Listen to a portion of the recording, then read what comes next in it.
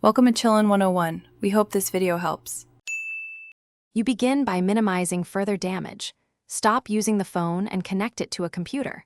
Once connected, enable USB debugging in developer options so the recovery tool can access media. Launch the recovery app on your PC and choose the Android module. Select the device model if prompted.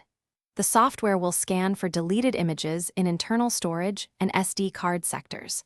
Make sure to pick read-only or safe mode to prevent writes, because recovery depends on intact deleted data.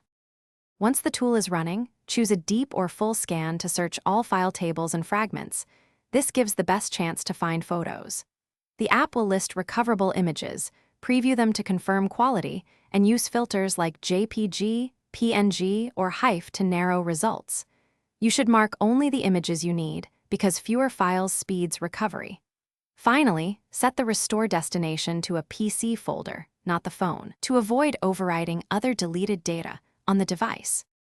You now restore the selected photos to your computer and verify each file opens correctly. Check timestamps and file sizes to ensure integrity. If expected images are missing, run a second scan with alternate settings or try another reputable recovery program, because different tools find different fragments.